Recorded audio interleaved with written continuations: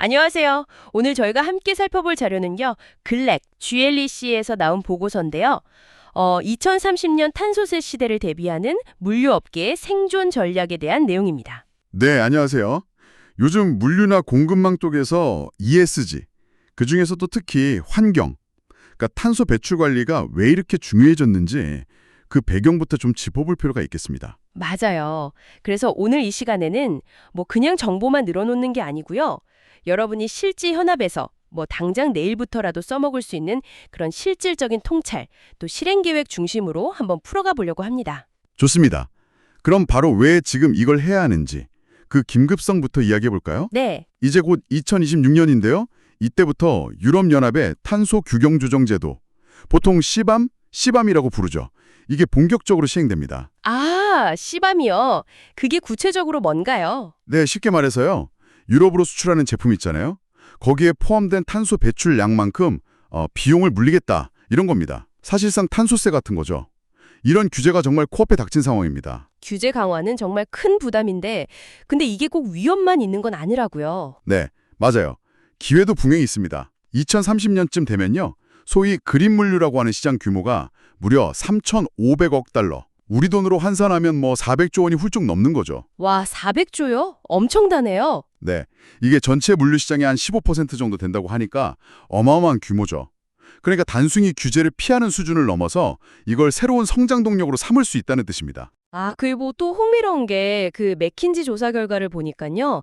기업 고객들 있잖아요. 한 70% 이상이 기존 운임보다 한 10에서 15% 정도 더 비싸더라도 친환경 물류 서비스를 쓰겠다. 이런 의향이 있대요. 맞습니다. 결국 고객들의 요구가 이 변화를 이끄는 가장 큰 힘이라는 거죠.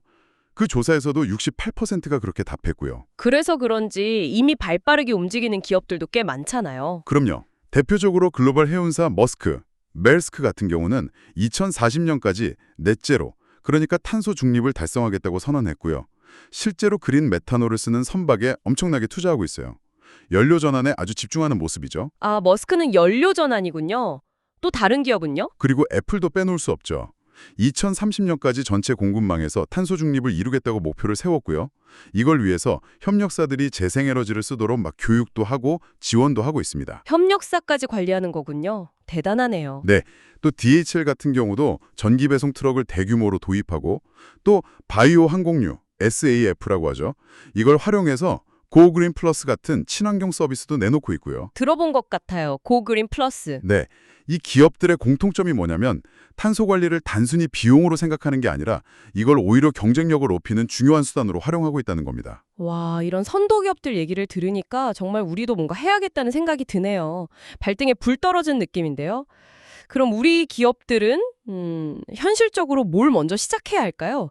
그 글랙 보고서에 5단계 실행 계획이 있던데 그게 좀 구체적이더라고요. 네, 그 5단계 계획이 실무적으로 꽤 도움이 될 겁니다. 첫 번째 단계가 바로 현황 진단 및 목표 설정이에요. 현황 진단이요. 네, 우리 회사가 직접 배출하는 거, 스코프 1, 그리고 쓰는 전기 같은 간접 배출 스코프 2, 더 나아가서 원자재 조달부터 폐기까지, 이 공급망 전체에서 나오는 기타 간접 배출 스코프 3, 이걸 다 합쳐서 우리 회사 배출량이 총 얼마나 되는지 이걸 정확히 아는 것부터 시작해야 합니다. 아, 스콥 1, 2, 3요. 근데 스콥 3까지 파악하려면 협력사 데이터도 다 있어야 하고 이거 보통 일이 아니겠는데요. 맞아요. 정말 방대하죠. 그래서 이걸 정확하게 측정하고 또 관리하려면 국제 표준을 활용하는 게 중요합니다. 국제 표준이요. 어떤 게 있을까요? 네, 운송 분야 탄소 배출량 계산하고 보고하는 표준인 ISO 14083, ISO 14083이라든지 아니면 GLEC 프레임워크 같은 방법론을 따르는 게 좋고요. 그리고 과학 기반 감축 목표 이니셔티브, SBTI 기준에 맞춰서 구체적인 감축 목표를 세워야 합니다. ISO 14083, SBTI. 네, 기억해 둬야겠네요. 혹시 지금 듣고 계신 여러분 회사에서는 배출량 현황 파악하고 계신가요? 한번 점검해 보시면 좋을 것 같습니다. 네, 자, 그럼 배출량 파악하고 목표 세운 다음은요? 혼자서는 이 모든 걸 다 하긴 어려울 것 같은데요. 정확해 보셨어요. 그래서 두 번째 단계가 바로 파트너십 및 데이터 체계 구축입니다. 파트너십과 데이터. 네. 화주사, 우리 물건 맡기는 회사죠.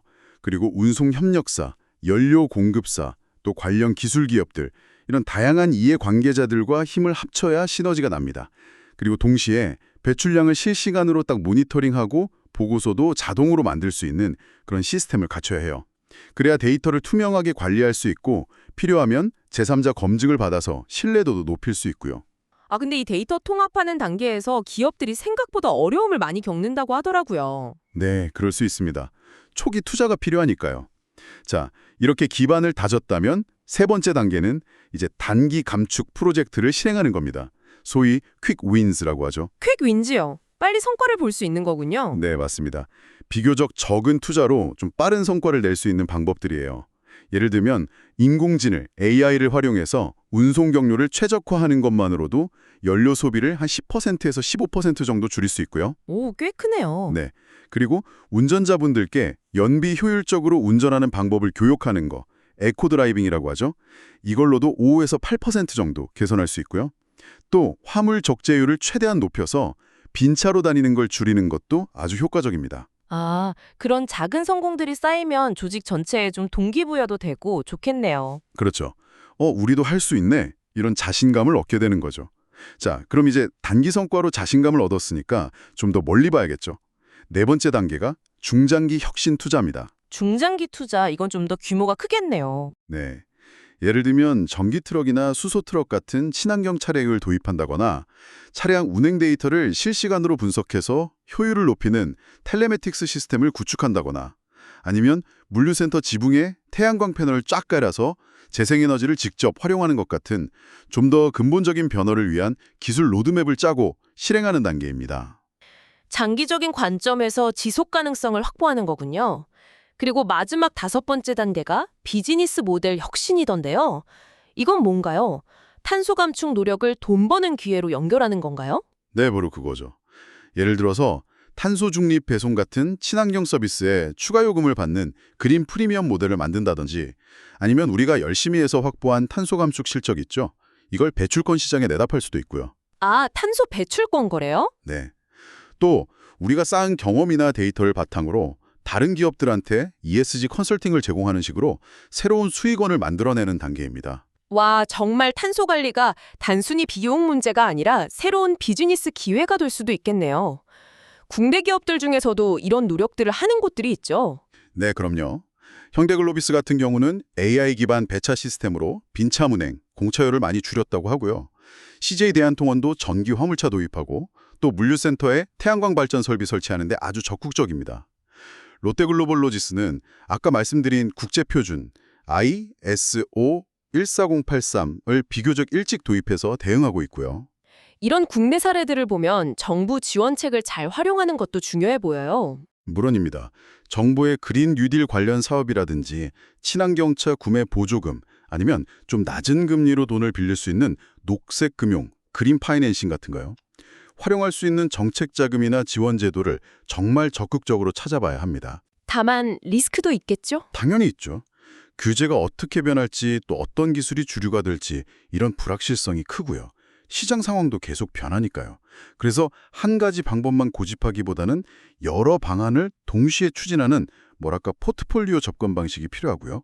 아까 말씀드린 파트너십을 통해서 위험을 좀 분산하는 전략도 중요합니다. 네, 잘 알겠습니다. 정리를 좀 해보면 이제 물류 분야에서 탄소 관리는 더 이상 선택의 문제가 아니라 생존과 성장을 위한 핵심 경쟁력이 되었다, 이렇게 볼 수 있겠네요. 맞습니다. 그리고 중요한 건 아까 말씀하신 선도 기업들처럼 좀 빠르게 실행하고 또 혼자 하기보다는 협력하고 그리고 감으로 하는 게 아니라 데이터를 기반으로 움직여야 한다는 거겠죠? 네, 정확합니다. 2030년까지 시간이 생각보다 정말 얼마 남지 않았어요. 오늘 저희가 살펴본 이 5단계 실행 계획을 참고하시거나 아니면 당장 내년부터라도 시작할 수 있는 거 있잖아요. 예를 들면 우리 회사 현황 진단하기, 협력할 파트너 찾아보기, 정부 지원 프로그램 신청해보기 이런 구체적인 행동 목록을 만들어서 첫걸음을 떼는 게 무엇보다 중요합니다. 네, 오늘 저희가 준비한 이야기는 여기까지입니다. 마지막으로 여러분께 질문 하나 드리면서 마무리할까 하는데요. 여러분의 조직에서 이 탄소 중립을 향한 여정을요, 단순히 돈 들어가는 일 이렇게 비용으로만 보지 않고 이걸 혁신의 기회로 만들기 위해서 가장 먼저 바꿔야 할 인식이나 프로세스는 과연 무엇일까요? 이 질문을 한번 진지하게 곱씹어 보시면 좋겠습니다.